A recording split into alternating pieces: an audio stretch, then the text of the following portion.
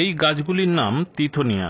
অনেকে এই গাছগুলিকে মেক্সিকান সানফ্লাওয়ারও বলে থাকেন। এই গাছগুলি আমি দানা থেকে তৈরি করেছি। দেখুন, একেবারে আমার সিডলিং ট্রে ভর্তি হয়ে কত সুন্দর বেড়ে উঠেছে। আজ আমি এই গাছগুলি বসাবো। আমি এই শোধন করা মাটি এই গামলাতে আমি ভরে নিলাম। এই গামলাতে ছিদ্র করাই আছে। শোধন করা মাটি ছাড়া অন্য কোনো মাটি আমি ব্যবহার করি না। মাটি শোধন করা থাকলেও আমি কোনো রিস্ক নেব না, তাই ট্রাইকোডার্মা ভিরিডি কিছুটা আমি মিশিয়ে নিলাম।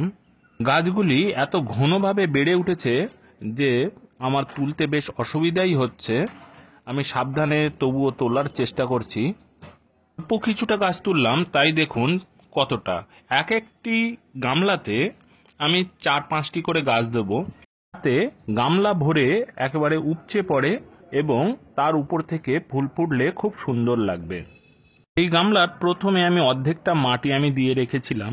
এবার আমি গাছটিকে মাঝখানে বসিয়ে 4-5 থেকে মাটি দিয়ে ভালো করে সেট করে দেব। এটি যদি ভালো হয় তাহলে খুব সহজেই আপনার গাছ সেই মাটিতে সেট হতে পারবে এবং গোড়া পচা রোগ এই ধরনের কোনো রোগের আক্রমণ হবে না।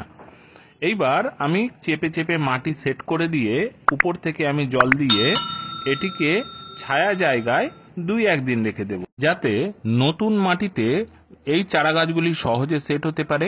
আশা করি আমার এই ভিডিওটি আপনাদের ভালো লেগেছে। যদি ভালো লাগে একটি লাইক দেবেন আর চ্যানেলটি সাবস্ক্রাইব করে রাখবেন। টাটা।